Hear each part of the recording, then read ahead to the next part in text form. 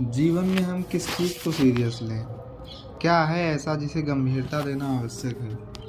हम पैदा होते हैं एक छोटा सा कोमल शरीर लेकर। तब मन में कोई विचार नहीं होते, दिमाग में अच्छा क्या है बुरा क्या है उसका कोई ज्ञान नहीं होता।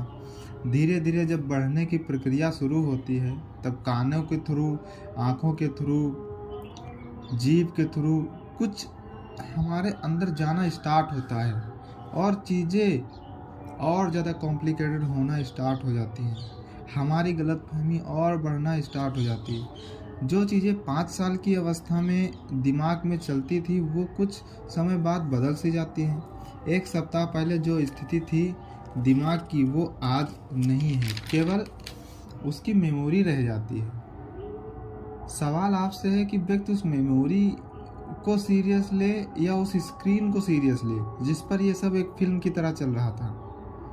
स्क्रीन यानी मैं। आपने यह देखा होगा कि थिएटर में जब मूवी चलती रहती है तो मिनी सेकंड्स में लाखों पिक्चर्स आती जाती और बदलती रहती हैं। क्या स्क्रीन बदलती है जिसके ऊपर यह सब दिख रहा है? नहीं ना। तो सीरियस किसे लेना है, बदलती पिक्चर को या स्क्रीन को? स्क्रीन यानी मैं, आत्मा, सेल्फ, कोई भूत प्रेत नहीं। बचपन से लेकर आज तक अगर ध्यान से देखो तो बहुत कुछ बदला, किंतु क्या इसको महसूस करने वाला बदला? ये सब देखने वाला बदला? नहीं ना।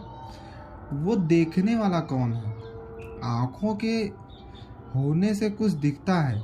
आँखें तो इंस्ट्रूमेंट हैं जिसके थ्रू देखा जाता है, किंतु देखने वाला कौन है?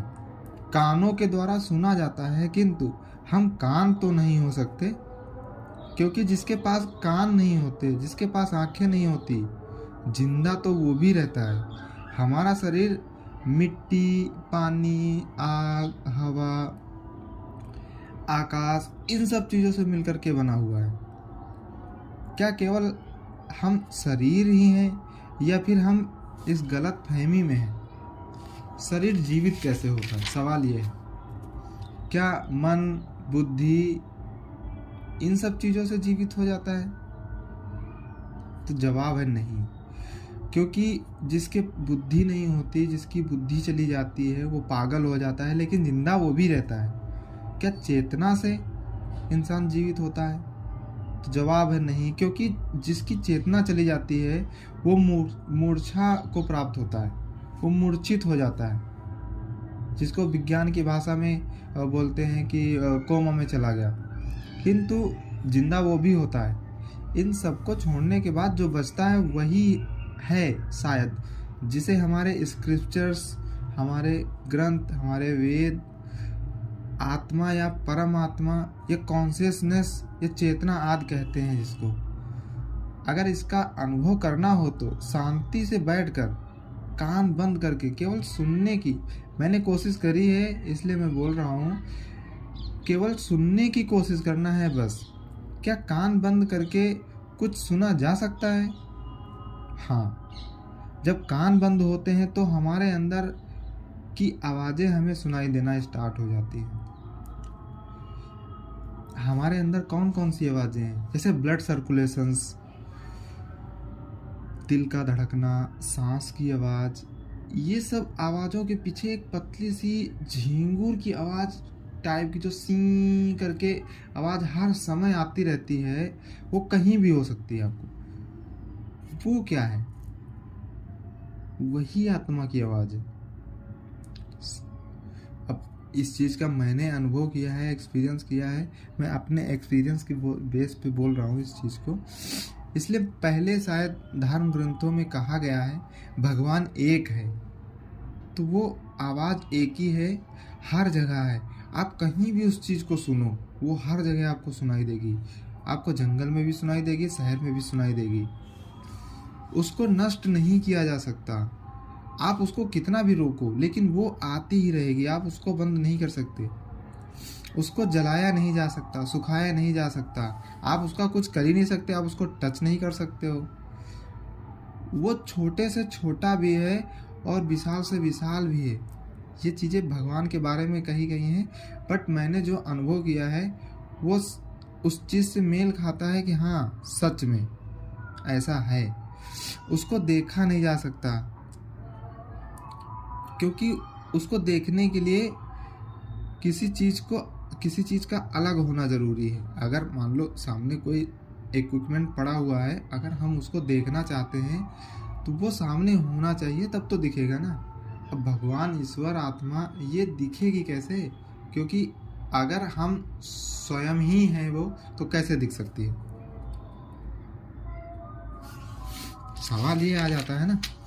आवाज़ और सुनने वाला, कान के थ्रू जो सुनाई देता है वो आवाज़, और जो सुन रहा है वो दोनों एक ही है। इसीलिए कहा गया है कि भगवान हमारे अंदर ही हैं, हम भगवान से अलग नहीं हैं। भगवान और हम एक ही हैं, क्योंकि सुनने वाला और जो सुनाई देता है दोनों एक ही है। इसको महसूस किया जा सकता है, इसको जान लेना ही संपूर्ण ज्ञान है। इसके अलावा कुछ और जानने को नहीं रह जाता। भगवान, आत्मा या सेल्फ नॉलेज हर समय हर जगह है। जब हमारा ध्यान बाहरी चीज़ों पर होता है तो हमें दुख प्राप्त होता है, क्योंकि जब बाहरी चीज़ों को देखोगे तो खुद में कंपैरिजन आएगा, वो अच्छा है वो बुरा है, ये सारी चीज़ें। लेकिन जब हम अंदर की तरफ झांकते हैं तो हमें ईश्वर नज़र आता है, हम खुद के साथ होते हैं, तो कोई दुख नहीं होता, कोई प्रॉब्लम नहीं होती, कोई दिमाग में कोई भी सेंसेशन नहीं होती, कोई भी कचड़ पचड़ नहीं होती। तो इस चीज़ को जान लेना ही संपूर्ण ज्ञान है। संपूर्ण जगत एक नाटक है जो बदलता रहता है। एक मंच है जिस पे नाटक चल रहा है और चल ही रहा है, वो बदलता रहता है। इसलिए खुद को केवल ये सब जानने वाला समझो, खुद को केवल ये जानने वाला समझो कि हाँ मैं इस चीज़ को देख रहा हूँ बस, ना तो मैं इसमें कोई इंटरफेयर कर सकता हूँ ना मैं करने वाला हूँ। खुद को जानना ही जानने योग्य है, और सब जानने से, भाई खुद को जानना ही जानने योग्य है, बाकी और सब जानने से और ज़्यादा गहरे फंसेंगे। ये ऐसा मेरे विचार हैं, इस चीज़ को समझने की कोशिश करेंगे। ऐसी वाणी बोलिए मन का आपा खोए, और हमको शीतल करे आपा शीतल हो, आपा शीतल हो।